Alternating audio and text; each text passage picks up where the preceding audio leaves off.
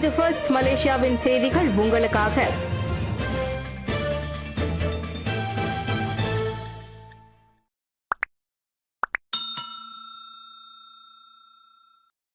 சீனாவில் வடகொரிய தலைவர் கிம் ஜாங் உன்னை தற்செயலாக சந்தித்த பிரதமர் அன்வார்.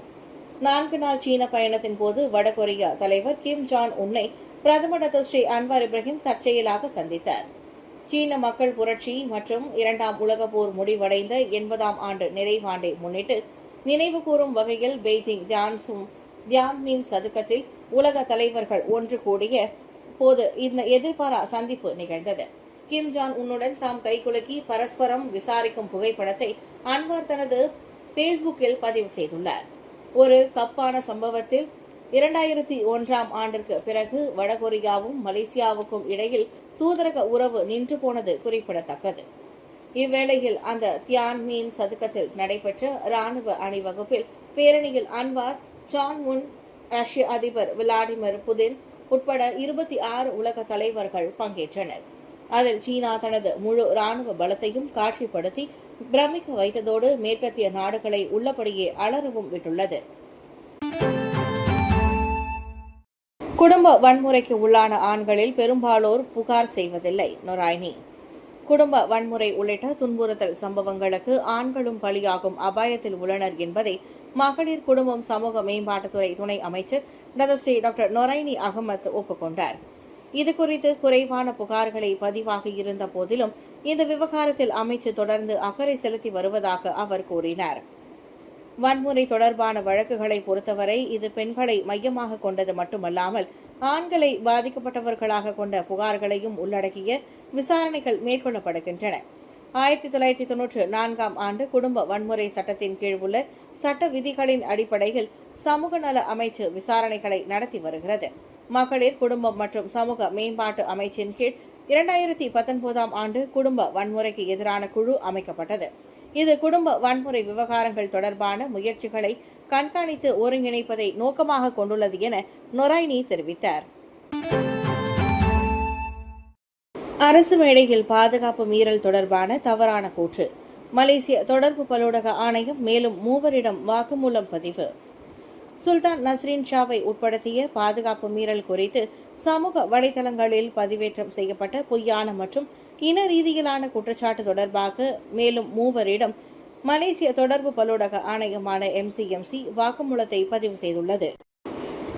கெடாவில் குவாலநெராங் போலீஸ் நிலையம், குவாந்தானில் பெஸ்ரா போலீஸ் நிலையம் மற்றும் பினாங்கில் வடகிழக்கு மாவட்ட போலீஸ் நிலையத்தில் அந்த 3 நபர்களிடம் வாக்குமூலம் பதிவு செய்யப்பட்டுள்ளது.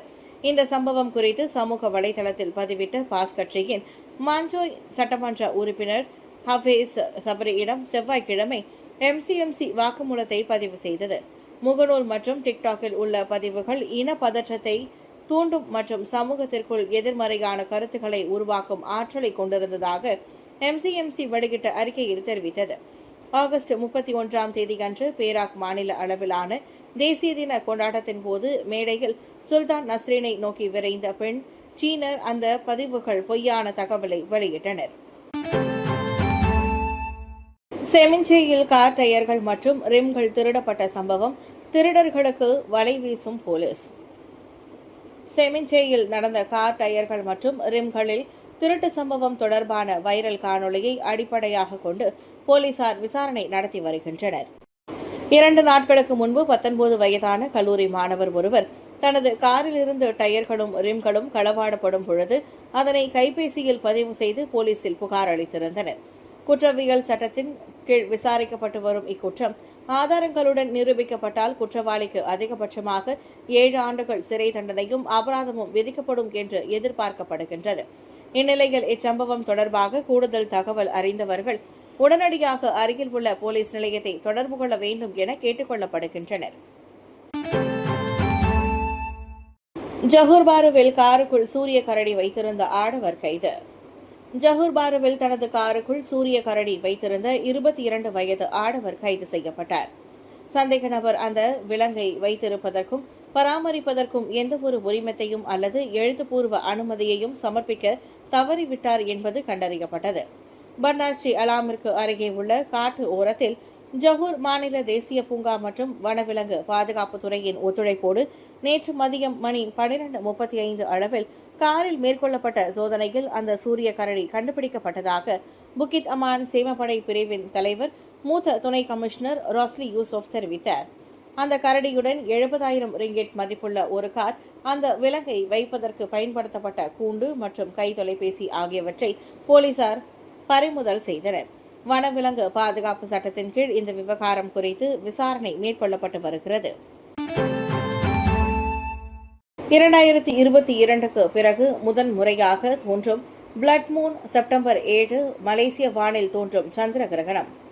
வரும் செப்டம்பர் 7 மற்றும் 8ஆம் தேதிகளில் முழு சந்திர கிரகணம் நிகழும் என்று மலேசிய விண்வெளி நிறுவனமான மைசா தனது முகநூல் பக்கத்தில் பதிவிட்டுள்ளது.